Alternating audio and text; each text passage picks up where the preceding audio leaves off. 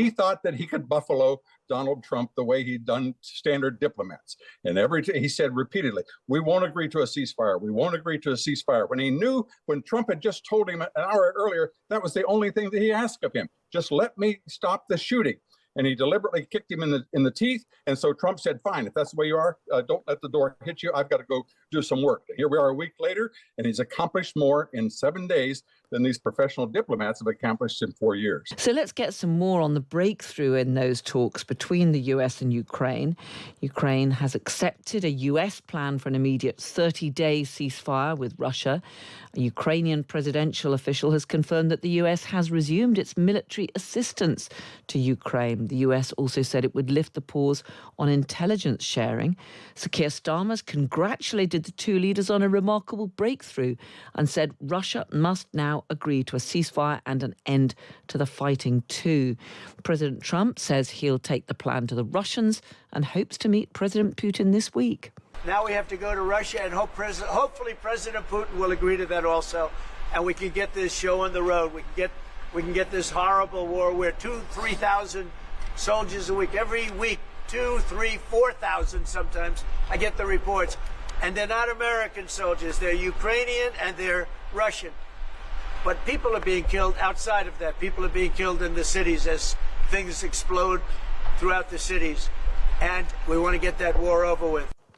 Well, on the programme earlier, Alexander Kara, a former advisor to Ukraine's foreign and defence ministries, told me why security guarantees were so important. We signed with Russia many bilateral agreements since 1991, and certainly after the illegal annexation of Crimea and the proxy war on Donbass, and the Russians violated it again and again. So there is no we do not trust Russians at all. And certainly with this proposal that we have between Ukrainians and Americans now, the missing part is the monitoring of this ceasefire, interim ceasefire.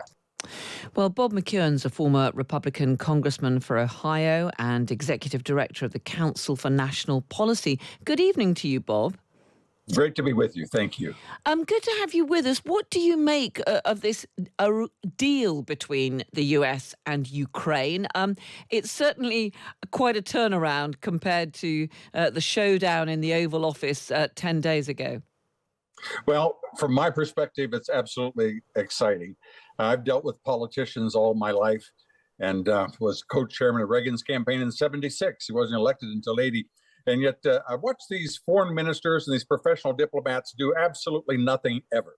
And so you bring in a businessman who says, look, you got until next Tuesday. If you don't do it, we're going to shut off your water. We're going to do whatever. And people began to move forward. Here we are, 26 foreign ministries in the EU. Not one of them picked up a phone, and that includes the president of the United States, Mr. Biden, and his whole team. Not one of them picked up the phone to even talk to Putin to say, how do we stop this thing? Not one of them found out where the billions of dollars we were sending to Kiev, where it went. Half of it's disappeared. We know it's gone into some of the retirement funds and elsewhere, but here we are, people are dying and the professionals are doing nothing. So the businessman comes along and says, look, knock it off. We're out of here. Either you decide to agreement, we quit shooting each other, or else we're done.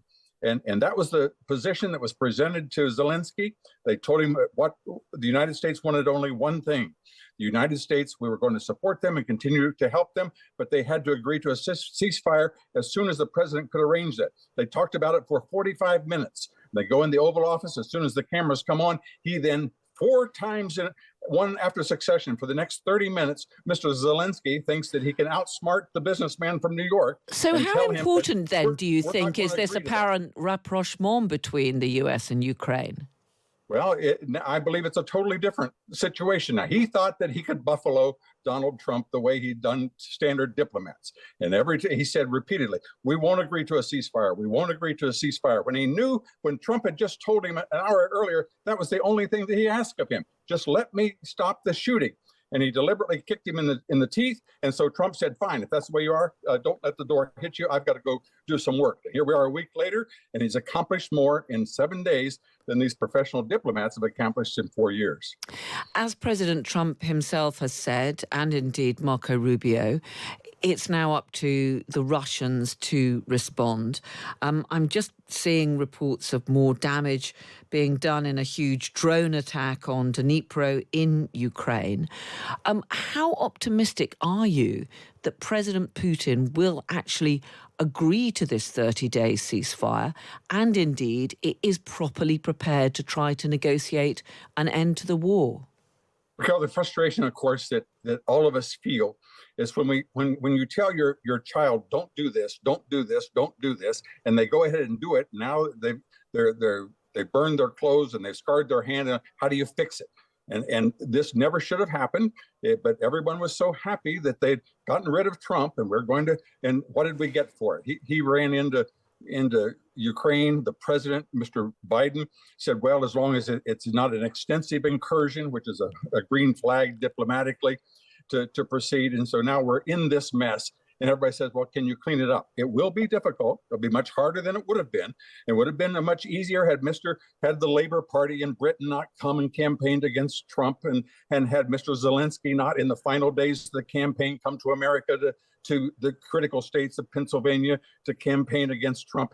Had they not sided so completely on the side of war, it would have been easier to bring this about. But nevertheless, if anybody can bring the Russians to heel, and which is what we definitely want. We don't, this idea that the EU has engaged in an effort of sending them 130 million pounds a day for gas and oil. But hasn't the US also given too much in advance to President Putin and the Russians from the outset, saying that Ukraine's going to have to give up territory that's been illegally invaded by the Russians? No, by saying in advance that the US wasn't going to be prepared to be the one that provides all the security guarantees. Doesn't that hand President Putin so much of what he has been trying to achieve? Well, we're going to see, but my answer to that would be absolutely not. I don't think so. He has snuggled up with the Chinese, and there's been no objection to the Chinese purchasing the oil from Iran. But in the Chinese, Iran, and Russia, they've developed this formidable force that did not exist 4 years ago, and now Trump is about to undo it. And it will take a certain amount of challenge, but I certainly can. We have to a fair-minded, common sense approach would ask this simple question: have the people that have been in charge for these last 3.5 years been able to fix it? And the answer is no. Yeah, but that's not the point now, is it? The point now is whether the US can put sufficient pressure on Russia to get Russia to sign up to this deal, because as the president himself has said, it takes two to tango. You need two sides to agree to this ceasefire. And as one of our listeners, Marcus Gehring, is pointing out, Russia is literally the aggressor, and that is not something that we've been hearing from President Trump or Marco Rubio. Well, that's tremendously unfair. There's no doubt about it. But I repeat, there was no opposition to him going in there. When if all of the things that have been done had been stated early on, if you do move into Ukraine, we're going to sanction, we're going to war, we're going to do these things. But the leadership didn't do it. Now it's a matter of having gone through this mess, how do we clean it up? And dictating, let me just tell you, this is not a policy. As long as it takes, as much as it takes for as long as it takes. That's the best that these military manufacturers have been able to come up with. That's not a policy. And in a compromise, in a settlement, whether it be the 38th parallel in Korea or wherever, there's going to have to be some compromise. And standing there spitting at each other obviously has not worked. I say give peace and Trump a chance. Bob McEwen, former Republican congressman for Ohio, executive director of the Council for National Policy. Really good to talk to you. Thank you so much. Thank you.